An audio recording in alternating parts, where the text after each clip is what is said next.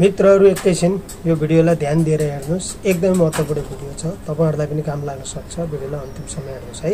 दर्शकबिन, भिडियोको फ्रेममा जुन तपाईहरुले देखिरहनु भएको छ यो एक प्रकारको लहरा पनि जस्तो देखिँदैछ, एक प्रकारको काण्डा जस्तो पनि देखिँदैछ।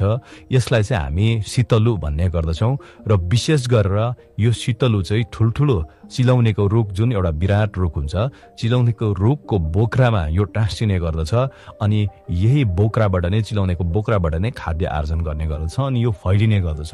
र आज हामी तपाईहरुलाई यसको महत्त्व विषय जानकारी दिन लागिरहेको छौं, किनभने यो यसमा भरपूर मात्रामा औषधीय गुण लुकेको छ, औषधीय शक्ति यसमा रहेको छ र यसलाई हामी शीतलु भन्ने गर्दछौं। र यो चाहिँ एक प्रकारको झुसै झुस प्रकारको हुन्छ है। यसलाई चारैतिरबाट झुसले ढाकेको हुन्छ र यो झुसलाई चाहिँ हामीले हातले सफा गरेर चाहिँ जुन भित्रीपट्टि यसको एउटा हरियो जुन एउटा काण्डा हुन्छ, हरियो काण्डा हुन्छ, यसलाई खानुपर्ने हुन्छ र यसलाई शीतलु भन्ने गर्दछौं। र यसलाई खाँदाखेरि एक प्रकारको गुलियो अनि साथै एक प्रकारको टर्रो किसिमको स्वाद आउने गर्दछ। र अब हामी तपाईहरुलाई यसको औषधीय गुण चाहिँ के रहेछ भन्दाखेरि यसको नाम नै शीतलु हो र शीतलु नामबाट नै हजुरहरुले बुझिसक्नुभयो होला यसको काम के हो भनेर। यसले विशेष गरेर पेटको निम्ति यसले एकदमै राम्रो काम गर्ने गर्दछ। र अहिले गर्मीको समय छ, यो गर्मीको समयमा तपाईको पेट गरम भइरहन्छ, पिसाब पोल्ने गर्दछ, तपाईको मूत्रमा इन्फेक्सन हुने प्रब्लमहरु छ भने तपाईहरुले यसलाई जंगलबाट विशेष गरेर यो जंगलमा नै पाउने गर्दछ। तपाईहरुले जंगलबाट ल्याएर यसलाई तपाईहरुले यसको सेवन गर्न सक्नुहुनेछ। यसको झुसलाई मज्जाले सफा गरेर तपाईहरुले यसलाई त्यसै पनि टोकेर खानु पनि तपाईहरु टोकेर पनि खादा हुन्छ।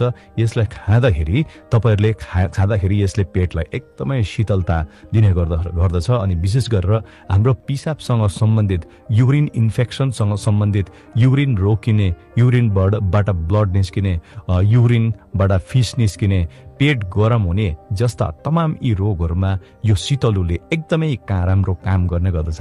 तपाईहरुले यसलाई सफा गरेर तपाईहरुले विशेष गरेर घरमा ल्याएर यसलाई हल्का किच्चाएर तपाईहरुले बेलुकी पख तपाईहरुले पानीमा तपाईहरुले यसलाई भिजाउनु भयो भने अनि भिजाएको पानी तपाईहरुले बिहानी पख भोको पेटमा तपाईहरुले सेवन गर्नुभयो भने यसले ठूलो भन्दा ठूलो फाइदा दिने गर्दछ, जसले तपाईहरुले विशेष गरेर किडनीसँग सम्बन्धित जति पनि बिमारी हुनुहुन्छ ती बिमारीहरुलाई पनि यसले धेरै भन्दा धेरै फाइदा दिने गर्दछ।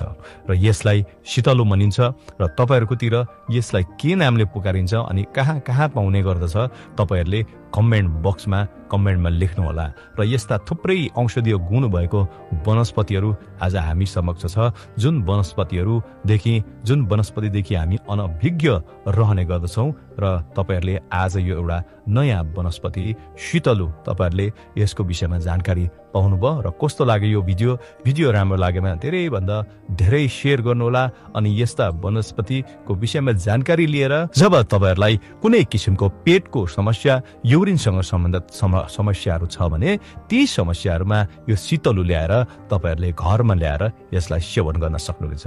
ल त हस्त आजलाई हामी बिदा लिँदछौं। भिडियो धेरै भन्दा धेरै शेयर गर्न नभुल्नुहोला। धन्यवाद।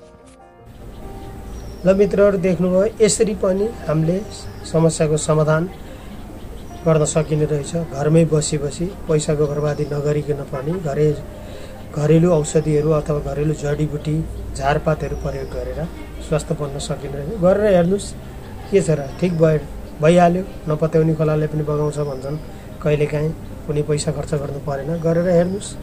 हस्त यस्तै भिडियो हेर्नको लागि हाम्रो च्यानललाई सब्स्क्राइब, पेजलाई फलो र भिडियोलाई लाइक, कमेन्ट, शेयर गर्न पनि नबिर्सनु। हस्त स्वस्थ रहनुस्, मस्त रहनुस्, व्यस्त रहनुस्।